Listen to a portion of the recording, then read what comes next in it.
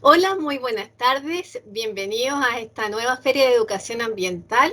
Estamos muy felices de estar aquí. Mi nombre es Carolina Silva y yo represento a Fundación Tierra Viva, que trabajamos por el tema de educación ambiental para la conservación de nuestro patrimonio natural.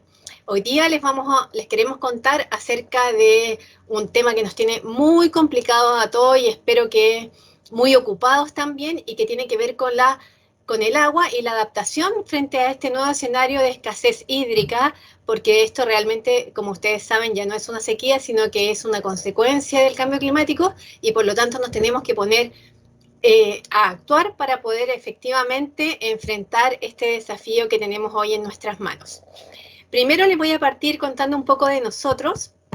Nosotros nacimos en el año 2016 y somos una organización sin fines de lucro que, como les contaba, nos dedicamos principalmente a la educación ambiental para poder dar a conocer a todo el público, desde los pequeños hasta los adultos mayores, acerca de la importancia de conservar nuestra biosfera para la sustentabilidad no solo de nosotros, sino también de las futuras generaciones, que podamos disfrutar todos de lo que tenemos de planeta hoy en día. Y para eso lo que hacemos es principalmente trabajar desde los valores, porque pensamos que lo que necesitamos hoy en día es un fuerte e importante cambio cultural de la relación que tenemos con nuestro entorno natural, a través de la responsabilidad, la solidaridad, que nos promuevan acciones para el cuidado y la conservación de este. Nosotros contamos con un equipo interdisciplinario que, a través de diversas miradas, nos permite ir alimentando desde la ingeniería, desde la psicología, desde la educación, desde las ciencias sociales, los programas de educación ambiental que hacemos para que efectivamente esto tenga un alcance mayor y podamos lograr el cambio que es tan necesario hoy en día en nuestro país y en nuestro planeta. Principalmente hacemos formación, que es instalar capacidades, y esto lo hacemos a través, por ejemplo, de talleres, de cursos de capacitación a diferentes públicos. Trabajamos con educación parvularia, con educación formal y no formal, también con adultos mayores, con juntas de vecinos, hacemos casas abiertas, porque lo que queremos efectivamente es que la gente sepa un poco más, y para eso pueda tomar conciencia y actuar de una manera distinta en relación a nuestros recursos naturales. También hacemos difusión, organizamos seminarios, organizamos ferias. Nosotros tuvimos el placer y el orgullo de organizar esta feria un par de años, junto a la Seremi de Medio Ambiente, y ahora estamos muy felices de poder participar ahora dentro de la feria, contando un poco de lo que nosotros hacemos. Dentro de la difusión también desarrollamos material educativo, y dentro del material educativo hemos desarrollado bastantes libros para poder difundir lo que es la educación ambiental. Tenemos varias publicaciones con el Ministerio del Medio Ambiente que se encuentran en el repositorio que tiene el Ministerio en su página web, que los invito a visitar porque hay material muy interesante tanto para docentes como para gente que está interesado en, por ejemplo, la historia de la educación ambiental a nivel nacional y en nuestro país, a cómo, por ejemplo, trabajar el tema de la biodiversidad con los establecimientos educativos. Tenemos material que tiene relación con el cuidado de las aves, con el tema del cuidado del aire, y tenemos especialmente material que tiene que ver con el agua. Nosotros desarrollamos con el Gobierno Regional Metropolitano y la Seremi de Medio Ambiente un programa que nos permitió desarrollar material educativo para personas, niños de 3 a 10 años, y también material para docentes que está disponible en nuestra página web www.fundaciontierraviva.cl, que va a aparecer al final de mi presentación, y que lo que busca es efectivamente poder ir avanzando en esta toma de recurso que antes pensábamos que era infinito. En realidad ahora es un recurso escaso, y que tenemos que tomar conciencia, tomar acción y adaptarnos a este nuevo escenario. Bueno, nosotros trabajamos la educación ambiental como les conté, principalmente desde los valores, que son los pilares fundamentales, porque son los que nos mueven a tomar las decisiones de nuestro actuar, ¿no es cierto? Nos hacen ser responsables, ser solidarios, ser austeros, y eso es muy importante hoy en día porque el tema del consumo, no solo por el tema de los residuos, sino que también por el agua. Hay un concepto de huella hídrica que es importante que todos conozcamos. Todo lo que consumimos requiere para su proceso agua. Y por lo tanto, nosotros también somos responsables de lo que consumimos, no solo por el residuo que dejamos, sino que también por lo que viene antes de ese proceso. Y dentro de eso debemos considerar el agua que se consume. Por ejemplo, para una botella de medio litro de agua, que tiene medio litro de agua dentro, se necesitan muchos litros de agua para hacer solamente esa botella. Entonces, por eso es importante, en ese sentido, ser responsables. También trabajamos con los objetivos de la educación ambiental, que son los que se declararon en Belgrado en 1975 y que son muy importantes porque los permiten tener como una coherencia y una secuencia incremental acerca de cómo podemos nosotros mismos o con los demás trabajar y promover estos temas ambientales. Desde la sensibilización, después la entrega, el cambio de actitud, en vez de decir, en realidad no tengo nada que hacer con esto, decir, ¿saben qué? Yo puedo ser un agente de cambio, a tomar conocimiento de qué es lo que está pasando realmente con el tema que nos convoca, tener una mirada positiva.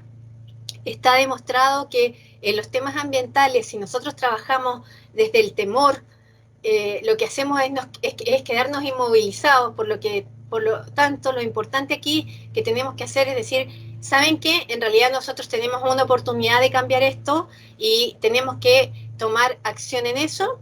Y lo más importante es poder trabajar desde la experiencia. Para los profesores que me están escuchando ahora, el mismo patio del establecimiento educativo o el mismo patio de tu casa, ahora que estamos haciendo las clases online, nos puede permitir hacer que las personas vivan desde la experiencia de ver toda la biodiversidad que existe dentro de un árbol, por ejemplo, de una planta, ahora en la primavera que está todo floreciendo, todo lo que hay y todo lo que ese pequeño ecosistema sostiene y por qué es tan importante que lo podamos conservar. Bueno, el material educativo de agua que les contaba está compuesto por 4 libros, que son las guías educativas que les contaba, que son para los docentes, y un libro especial que es un Kamichibai, en donde por un lado tiene una imagen y por el otro tiene el texto que invita a las personas que le están contando a los niños este cuento, poder relatar el tema del agua. Yo se los voy a mostrar un poco porque les quiero hacer como una pequeña demostración de cómo nosotros podemos contextualizar el problema del agua y promover la acción en cualquier persona. Este es un resumen, pero en el fondo lo que cuenta esta historia es que la señora Montaña se despierta feliz todos los días y ve al señor Sol como derrite su nieve que baja como gotitas de agua a la ciudad para que todos podamos ocupar el agua que viene de la montaña. Como pueden ver aquí estamos inmediatamente mostrando desde dónde viene el agua. Hay mucha gente que vive en ciudades que piensa que el agua sale de la llave. El gran problema que tiene la región metropolitana en las zonas urbanas es que la gente no sabe que el agua, el agua que sale de la llave en realidad viene de la cordillera. Y si miramos ahora mismo la cordillera, vamos a poder ver que tenemos mucha menos nieve que teníamos hace unos años atrás. Entonces, el problema del cambio climático lo podemos percibir inmediatamente si nosotros miramos la cordillera hoy en día. El agua que tiene esa cordillera ya no está tan disponible para nosotros, que somos los que ocupamos el agua en la ciudad. Y esa agua no solo la ocupamos nosotros, también es importante para el ecosistema que nos rodea, como la gran cuenca de Santiago y para las pequeñas microcuencas que existen aquí, porque es la que sostiene los bosques esclerófilos, por ejemplo, que son ecosistemas que nos dan unos servicios ecosistémicos que se llaman, que son muy importantes para mantener, por ejemplo, el aire limpio, porque los árboles en el fondo nos ayudan a limpiar eso, nos dan protección contra posibles riesgos de desastres ambientales. Entonces nos proveen una serie de servicios que a veces nosotros no podemos ver y que son importantes que podamos identificar para poder de esa manera reconocer la importancia de toda la biodiversidad y el agua que contiene para la supervivencia de nosotros mismos en las ciudades y en los lugares que habitamos. Bueno, y lo que empieza a ocurrir es un poco lo que nos está pasando a nosotros. De repente, en este cuento, la señora Montaña se da cuenta de que el agua que ella derrite con los rayos del señor Sol ya no alcanza para todos, ¿ya? Y aquí se puede ver que en el fondo ya no hay agua para disfrutar, para bañarnos en las piscinas, para lavarnos las manos, etc. Y entonces, el cuento corto es que apareció un nuevo personaje en la ciudad, que es el villano de Roche, que en realidad somos un poco todos nosotros cuando no tomamos conciencia de que dejamos la llave abierta cuando estamos lavando la loza, de que dejamos la ducha abierta más de la cuenta antes de meternos al agua, de que regamos, por ejemplo, el pasto por aspersión, ¿no es cierto?, a horas que no corresponde, y eso lo que ocurre es que ocupa agua que necesitamos para otras cosas y por lo tanto estamos malgastando el agua y por eso se llama villano de Roche. Y entonces la señora Montaña hace una campaña con los niños y les enseña medidas para que los niños aprenden cómo tomar medidas para efectivamente hacer un uso más sustentable de este recurso que se está volviendo cada vez más escaso en nuestra región. Entonces, por ejemplo, arreglar, ¿no es cierto?, las llaves que gotean, poner una botella dentro del estanque del agua, no dejar el agua corriendo cuando nos lavamos los dientes, bañarnos más cortito. Estos pueden ser medidas que uno dice, bueno, pero en realidad es tan poca el agua que podemos ahorrar con eso, pero en realidad lo importante en este sentido no es más allá del agua que podemos ahorrar, tiene que ver con el cambio de hábito y la relación que tenemos con el uso del agua. A eso está enfocado esto. Es lo mismo que cuando, por ejemplo, nosotros nos enseñan a lavarnos los dientes después de cada comida. Cuando nosotros somos padres, les enseñamos a los niños y les decimos, y les decimos, y les decimos, hasta que los niños adquieren el hábito de lavarse los dientes después de cada comida. Esto es lo mismo. Nosotros tenemos que sumar y sumar y sumar acciones hasta que esto se vuelva un hábito y no importa en el lugar que estemos, si tiene mucha agua como el sur o tiene muy poca agua como es el norte, ya va a ser un hábito que vamos a tener instalado dentro de nosotros que tiene que ver con cuidar este recurso que se está volviendo muy escaso.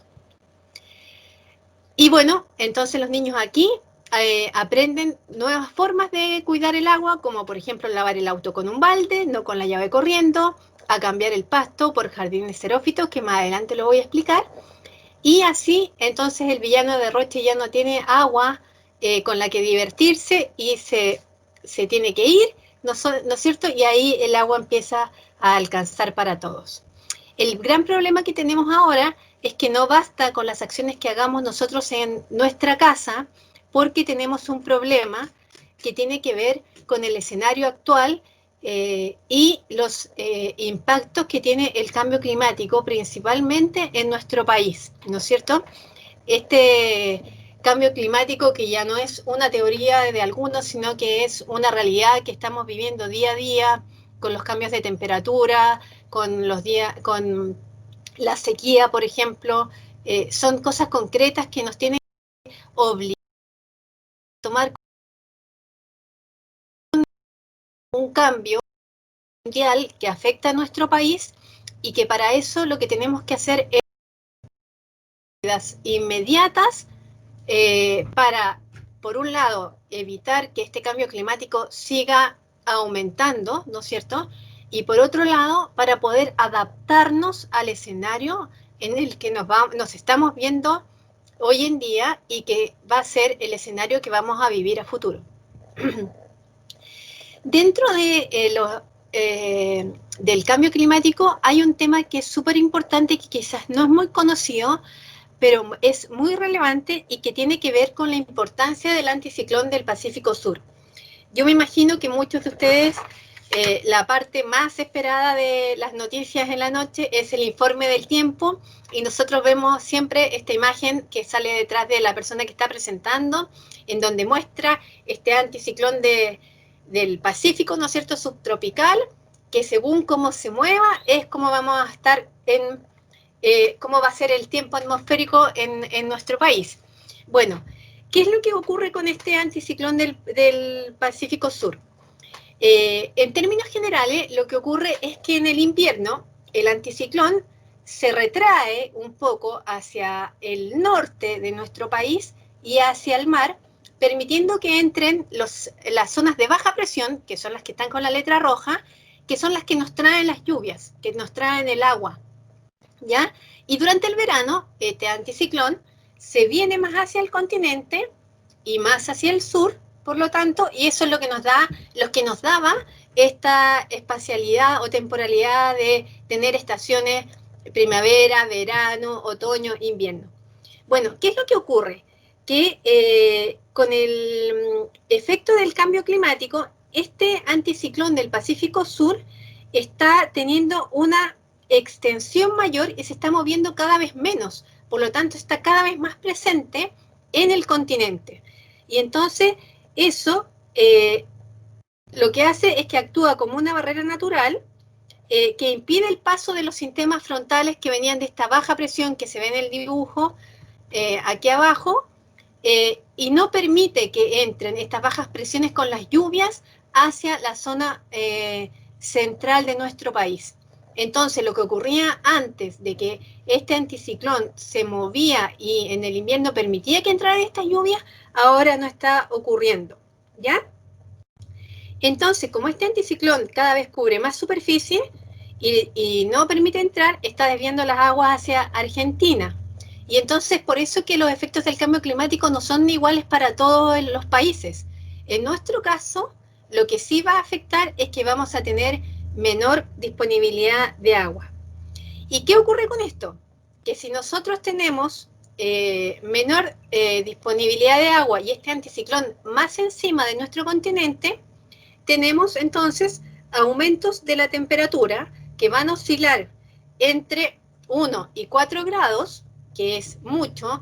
Una glaciación son menos 5 grados. Entonces imagínense lo que significa entre 1 y 4 grados más de temperatura. Concentración de las precipitaciones en determinados lugares, que va a ser donde no va a cubrir este anticiclón del Pacífico, y el derretimiento glaciar, debido a las altas temperaturas, ¿no es cierto? Como les contaba, si ahora nosotros miramos después de que nieva, las nieves antes se mantenían mucho más tiempo en la cordillera, ahora ya no duran tanto, y eso también tiene que ver con los volúmenes de la disminución de la nieve, que es la llamada subida de la isoterma cero. ¿Por qué es esto? Porque la isoterma es la línea en donde la nieve se transforma en agua, ¿ya? Y entonces esta línea en general está sobre los 2.500 metros sobre el nivel del mar, lo que resguardaba toda la nieve que estaba desde esa altura hacia arriba, ¿ya? Teniendo así un reservorio de agua que nos permitía durante el verano que ésta se fuera derritiendo y que nosotros tuviéramos agua para poder bañarnos en los ríos, que los ríos vinieran con agua para el riego, etc. Sin embargo, al subir esta isoterma, la nieve está cada vez más arriba. Ustedes pueden mirar ahora la cordillera y ver que hay una línea. Bueno, esa línea está subiendo porque cada vez hace más calor. Y entonces, ¿qué produce eso como consecuencia? Menor disponibilidad de agua, ¿ya? Entonces, eso tiene como conclusión de que a nivel país tenemos menor disponibilidad de agua. Y otro problema que tenemos es que la distribución del agua en el país no es homogénea, ¿no es cierto? Porque nosotros tenemos que en el norte, debido a su clima, tiene poca disponibilidad de agua, aquí podemos ver el río Loa, y en cambio en el sur tenemos mayor disponibilidad de agua. Sin embargo, el consumo que requerimos no está equilibrado. Entonces aquí podemos ver un mapa de Chile en donde vemos que el, el azul es la disponibilidad y el rojo es el consumo. Y entonces podemos ver aquí que efectivamente, por ejemplo, en Antofagasta hay mucho requerimiento de agua, pero hay poca disponibilidad, que es lo que pasa principalmente en la zona del sur, norte del país. Sin embargo, hacia la zona sur hay más disponibilidad que requerimiento hídrico. Entonces, esto también nos pone un desafío porque en este escenario tampoco tenemos la disponibilidad de agua que necesitamos para el consumo que se está requiriendo hoy en día.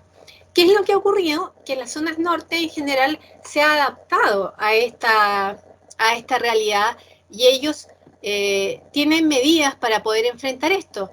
Pero este escenario que estamos viendo en la zona norte se va a ir corriendo hacia la zona sur y nosotros no estamos preparados para eso porque siempre hemos tenido agua ilimitada para consumir.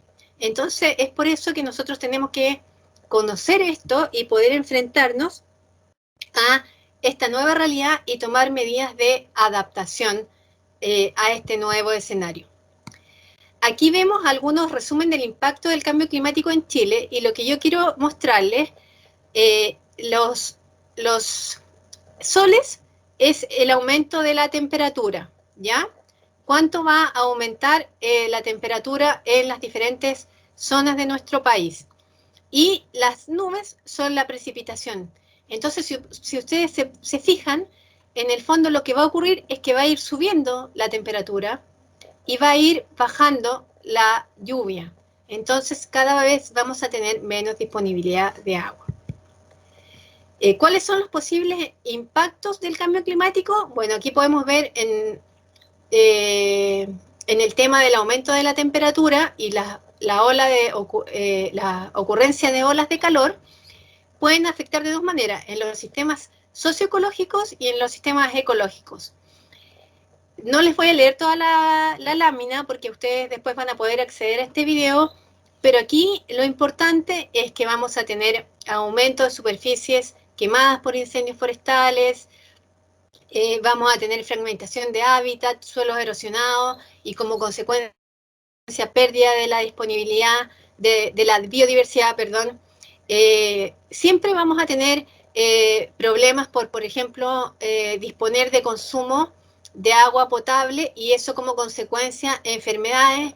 En las zonas rurales de nuestro país ya estamos con esos problemas. Yo vivo en la zona de la laguna de Aculeo, que como ustedes deben saber ya se secó, y aquí hubo un año en que ya estuvimos sin agua y eso sumado a los problemas sanitarios que tenemos hoy día es muy grave, por lo que en realidad tenemos que de una vez por todas tomar cartas en este asunto y cambiar el hábito de cómo consumimos el agua para que efectivamente pueda alcanzar para todos, principalmente para consumo humano, ¿ya? Bueno, frente a este escenario tenemos dos alternativas. Seguir con este mismo modelo de consumo y agotar el recurso, no solo nuestro, sino que también el de las futuras generaciones, porque en el fondo hay aguas eternas, glaciares, que efectivamente se podrían derretir para que nosotros tengamos agua hoy día, pero ¿es eso lo que queremos? ¿Es eso lo que queremos dejar a nuestros hijos, a nuestros nietos, a nuestra biodiversidad? Porque esa agua no va a llegar a la biodiversidad, esa agua va a ser para consumo de los seres humanos. O, por otro lado, promover un cambio cultural hacia la adaptación al nuevo escenario de escasez hídrica. Aquí dejo una cita de William Shakespeare, que es en el fondo ser o no ser. Esta es la cuestión. ¿Es de más noble espíritu sufrir las arremetidas y los dardos de la adversa fortuna, o por el contrario, empuñar las armas contra un mar de adversidades y terminar con ellas haciéndoles frentes? Bueno, lo que nosotros queremos hacer, lo que nosotros los invitamos a hacer es empuñar las armas contra esta adversidad tremenda que es el cambio climático, hacernos cargo y tomar medidas para efectivamente poder, por un lado, hacer un consumo más responsable del agua que tenemos, porque esa agua no solo la necesitamos nosotros, la necesitan los ecosistemas que nos rodean, y como les contaba, estos ecosistemas son fundamentales para la vida. no solo para la vida de los animales, de la flora y de la fauna, son también para nosotros porque ellos nos proveen de servicios que son indispensables para que nosotros sigamos viviendo en los lugares donde habitamos. Entonces, bueno, ¿cuál es la propuesta? Ponernos manos a la obra. El primer paso es hacer un diagnóstico. Nosotros trabajamos mucho con establecimientos educativos, entonces esto viene un poco adaptado de lo que hacemos con los establecimientos educativos, pero tú, si eres profesor, lo puedes hacer en tu establecimiento educativo, y si no eres profesor, lo puedes hacer en tu casa, en tu junta de vecinos, si trabajas en alguna comunidad, en tu iglesia, con tus amigos, en cualquier parte, porque estas son medidas que podemos tomar solos, invitando a nuestras comunidades, entusiasmando a los demás para que realmente nos pongamos manos a la obra. Bueno, ¿y qué es lo primero que tenemos que hacer? Un registro del consumo de agua. Estamos consumiendo más o menos de lo que consumíamos antes. Revisar la red del agua potable. A veces tenemos pérdidas de agua y no sabemos de dónde vienen. Entonces ahí es importante, por ejemplo, cortar la llave de paso, cerrar todas las llaves y ver si el medidor del agua sigue corriendo. Si sigue corriendo es porque estás perdiendo agua en alguna parte, y es entonces importante encontrar esa gotera o esa filtración que te está haciendo perder agua.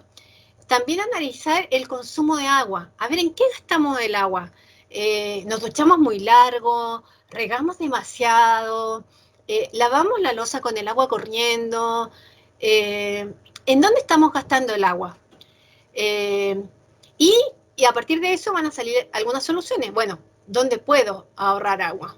A lo mejor estoy regando de día y podría regar en la noche, a lo mejor podría poner riego tecnificado.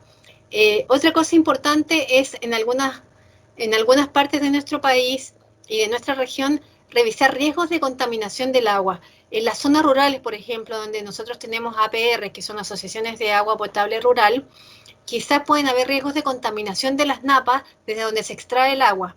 Entonces también eso es importante poder ver e identificar en un primer paso, que es el diagnóstico. En el tema del consumo, por ejemplo, ver si en el lavaplatos podemos hacer alguna modificación para gastar menos agua. Yo, por ejemplo, lo que hago es que junto agua, como lo hacían mis papás y mis abuelos, y hago lavaza, y primero lavo con esa lavaza y luego en otro pote enjuago la loza.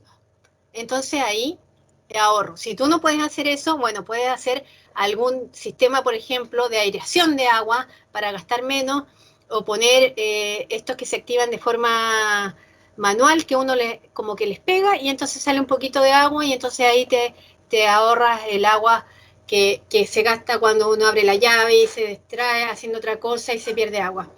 Por ejemplo, en el tema de las áreas verdes, ¿cómo lo estamos haciendo? Dejamos el agua ahí, la manguera que riegue sola, o que sería como por inundación. Con la manguera tiene una forma de poder cerrarla cuando estamos pasando por una parte donde no tenemos que regar. En el baño, en el lavamanos, ¿cómo funciona el lavamanos? Y en los inodoros, si uno puede o no tener de doble descarga, o si no poner la famosa botellita, ¿no es cierto?, que nos permite ahorrar.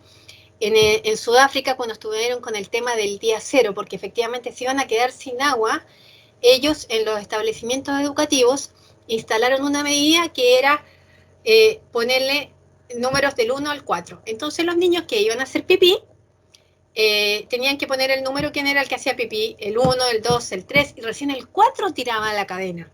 Estos son temas culturales, porque uno puede decir, ¡uy, qué asco! ¿Cómo no me tirar la cadena si hago pipí? Bueno, pero resulta que estamos en un escenario de escasez de agua.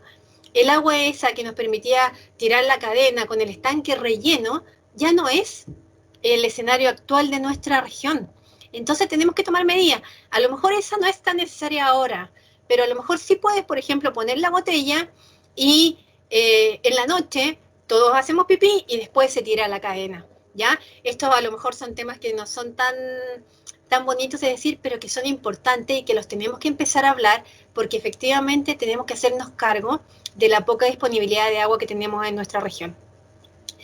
Y en relación a los hábitos, por ejemplo, bueno, ¿cómo lavamos? Yo les conté recién cómo yo lavo la loza, y a lo mejor ustedes pueden decir, bueno, a lo mejor no me cuesta tanto a mí hacerlo así.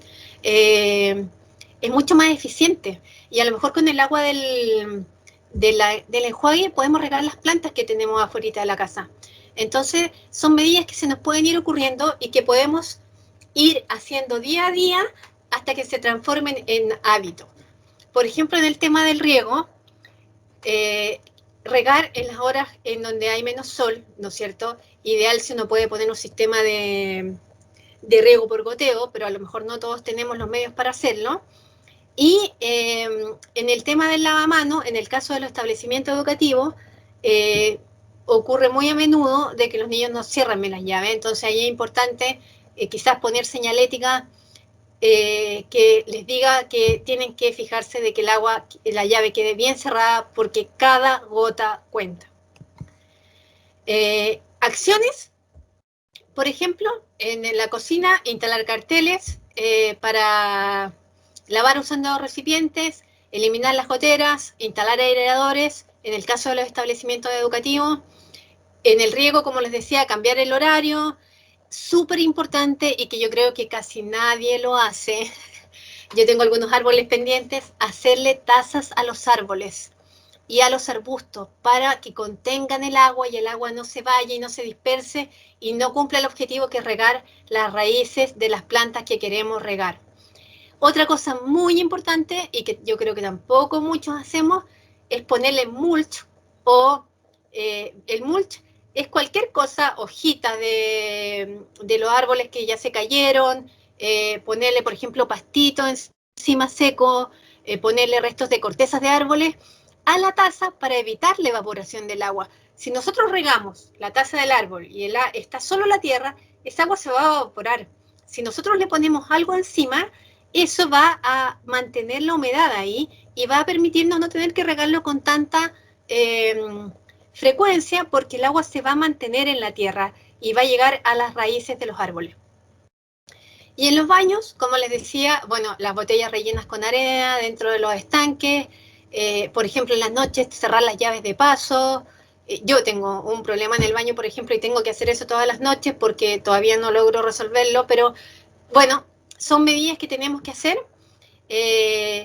para poder efectivamente ir viendo en qué parte de nuestra casa, de nuestra oficina, de nuestro establecimiento educativo podemos tomar acciones para poder ahorrar agua. También podemos hacer otras cosas, como por ejemplo evaluar alternativas para hacer un uso eficiente del agua, ¿ya?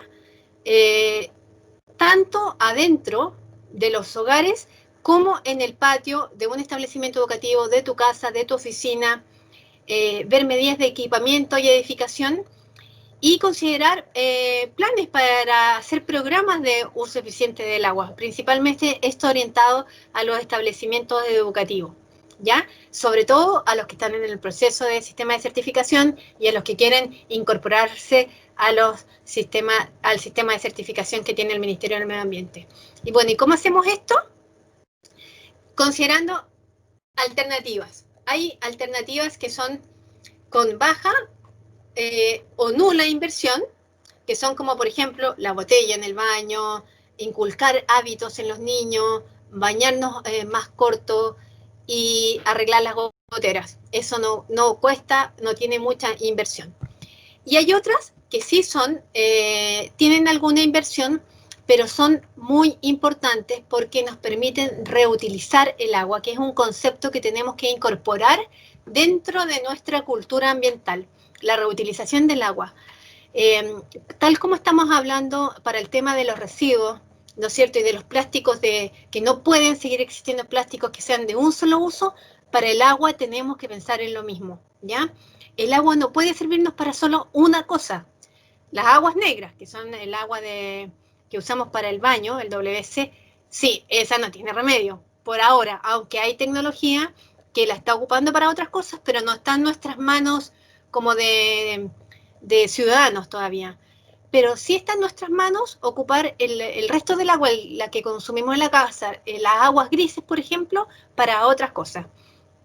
¿Cuáles son las aguas grises? Las aguas grises que se van después de que nos duchamos, después de que nos lavamos las manos, después de que ocupamos la lavadora. Esa agua sirve para otras cosas, sirve para riego, por ejemplo. Y entonces nosotros podemos implementar en nuestros hogares o en los establecimientos educativos, está por salir el reglamento que regula la reutilización de aguas grises, y poner estas desviaciones de las aguas para que no se vayan junto con el otro agua y no sirva, sino que nosotros la podemos ocupar en nuestra casa o en el establecimiento educativo para hacer riego de las aguas de las áreas verdes, ¿ya? A ver, en el caso de la desviación de aguas grises, se tiene que intervenir el desagüe, ¿ya? Y esto tiene que ser lo más arriba posible de la cañería para aprovechar la gravedad y que en el fondo el agua fluya hacia el jardín y que pueda, por esta gravedad, regar una mayor superficie. Si hacemos la desviación muy abajo, el agua no va a circular, probablemente se devuelva por las cañerías, ¿no es cierto? Y puede provocar problemas de acumulación de agua en estas. Así que ahí es importante que cuando diseñemos el cómo vamos a desviar las aguas grises, pensemos bien en el tema de la gravedad y hacia dónde queremos desviarla para hacerlo lo más eficiente posible. También lo que podemos hacer son los famosos sistemas de captación de aguas lluvias, es lo que nos permiten que en la temporada de lluvia podamos acumular esta agua que nos sirva después, por ejemplo, para riego. En el caso del sistema de captación de aguas lluvia, aquí hay un esquema. Esta es la cañería, aquí estaría el techo, y aquí viene, ¿no es cierto?, el tubo al cual cae la lluvia, y este tubo se le tiene que hacer un hoyito y poner otra cañería que desvíe el agua lluvia y que la lleve a un contenedor para poder guardarla. ¿Qué es lo importante aquí? Que este desvío tenga esto que se llama un desvío de primer lavado, ¿ya? ¿Por qué? Porque cuando viene el agua del techo seguramente va a haber restos de tierra, de hoja y otras cosas que van a enturbiar el agua. Y estos pueden o tapar la cañería o llegar a este estanque y entonces pudrir el agua que tenemos acá. Entonces, ¿qué es lo que hace este primer desvío? Es que se conforma de una cañería en donde adentro le ponemos una pelotita que pueda flotar cuando baja el agua por aquí y que cuando termine de flotar, cuando el agua ya lo llene, tape aquí esta cañería y el agua limpia siga por esta hacia el contenedor. En el fondo, el agua, la primera lluvia, viene, se desvía por aquí, cae a este primer desvío, la tierra, las hojas, la pelotita empieza a subir, dejando los restos de hojas abajo, y cuando esto ya está lleno, aquí se traba esto y el agua sigue fluyendo hacia el estanque. Este estanque tiene que estar tapado, no le tiene que llegar luz al estanque para que el agua se mantenga, no se hagan, para que se mantenga limpia, aunque en realidad si igual se pone un poquito turbia, igual la podemos usar para regar. Y lo otro importante de este primer desvío es que acá abajo tiene que tener un sistema, venden para estas cañerías unas tapas que se van atornillando, entonces después de que llueve uno saca esa tapa y puede limpiar este primer desvío y así dejarlo limpio para la lluvia siguiente. Bueno, aquí viene una breve descripción de esto. Esto, por ejemplo, es muy bueno para ponerlo en construcciones de mayor superficie, ¿ya? Hay que pensar en los techos grandes, en los techos de los gimnasios. Nosotros hemos instalado con este proyecto que les conté que tuvimos con el GORE y la Seremi de Medio Ambiente, y entonces, como eso tiene mucha agua, entonces acumula mucha agua y entonces solamente hacemos una inversión, ¿ya? Para el tema del acopio, quizá esa es una importante porque los estanques son caros, pero podemos pensar en reutilización de estanques donados, o podemos hacer, por ejemplo, organizar eventos para poder juntar la plata para comprar estos estanques, o que nos donen estos estanques para copiar lluvias. Hay algunos establecimientos educativos en donde los ponen simplemente debajo de las cañerías y ahí van acopiando agua en estos estanques que no son tan grandes, y eso después lo ocupan para regar las zonas en donde tienen plantitas, ¿ya? Como les decía, es muy importante esta cañería ciega que se llama de primer lavado, donde se depositan las primeras lluvias que arrastran las hojas y la suciedad para que no ingresen al estanque y pudran el agua, ¿ya? Y este estanque tiene que quedar idealmente a cierta altura para que de nuevo ocupemos la gravedad para poder regar y no tener que invertir en una bomba que extraiga el agua, ¿ya? Otra alternativa que tenemos es poder repensar nuestras áreas verdes, ¿ya? Ya no estamos en tiempos de tener pasto para mirar. Podemos tener pasto, sí. Yo creo que podemos tener pasto de recreación, el pasto que realmente ocupamos. Pero el pasto que está en las orillas de las calles, por ejemplo, en donde el único que visita ese lugar es el perro que sale a pasear con el amo, no nos sirve. Y hay que regarlo. Entonces tenemos que pensar, en realidad, ser inteligentes para pensar.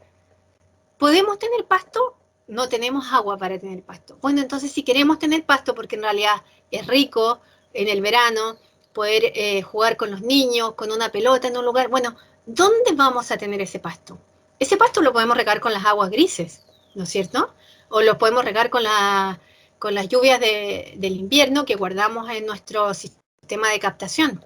Pero entonces tenemos que pensar, bueno, ya no puedo tener tanto pasto. No es responsable ambientalmente tener pasto por tener pasto.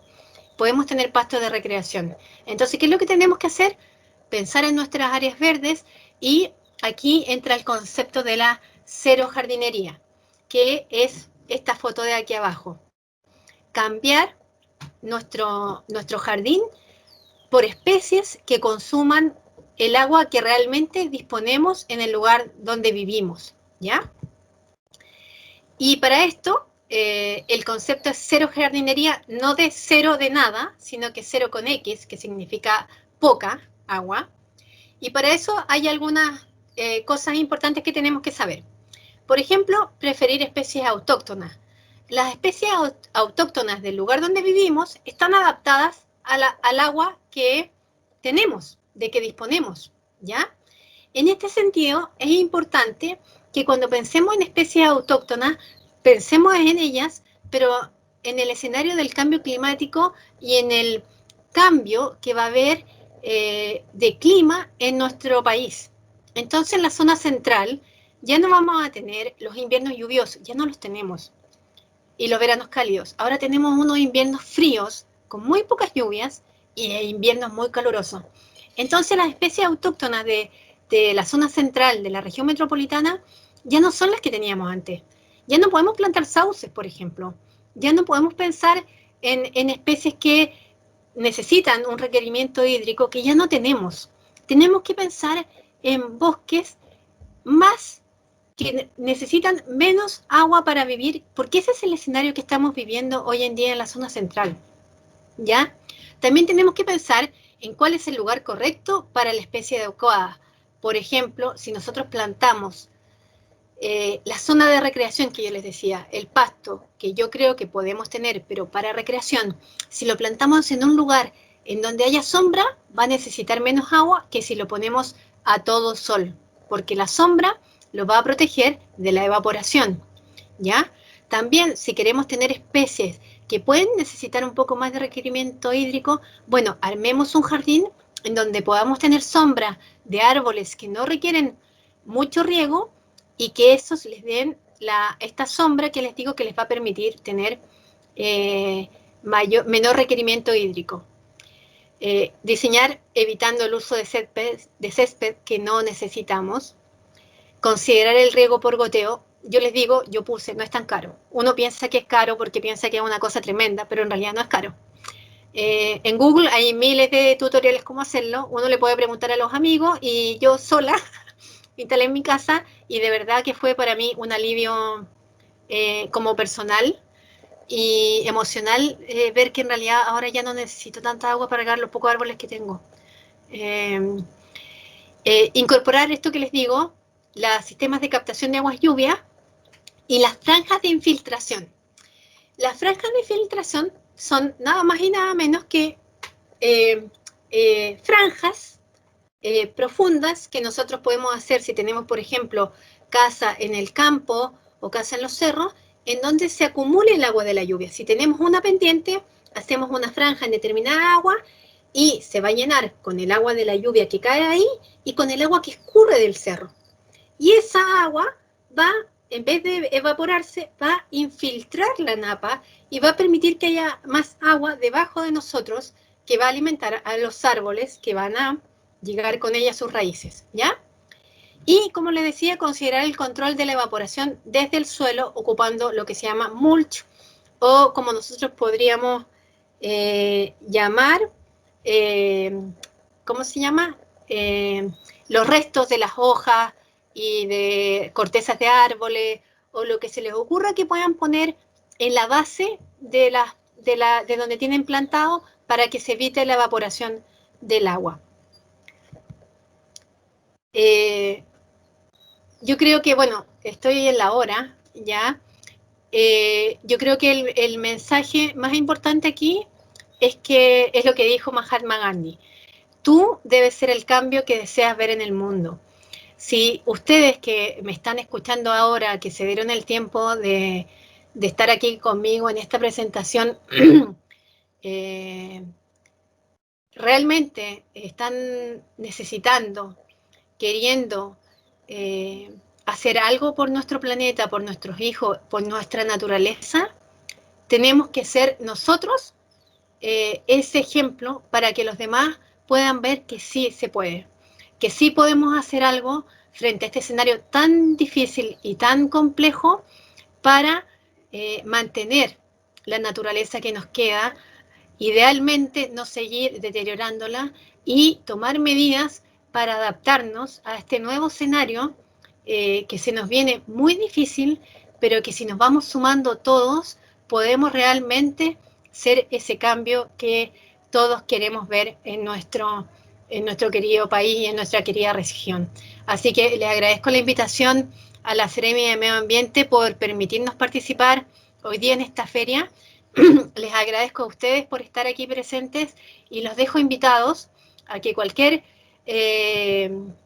consulta, cualquier inquietud, cualquier pregunta que tengan, me escriban, ahí está mi correo, carolina@fundaciontierravida.cl, que visiten nuestra página, no está muy actualizada, pero tenemos las otras redes sociales en Facebook y en Instagram, donde nos pueden contactar y podemos colaborar porque esto lo tenemos que hacer entre todos. Así que muchas gracias y los dejo invitados a seguir trabajando por un medio ambiente mejor y para todos, y con agua para todos. Eso es lo importante. Hasta luego.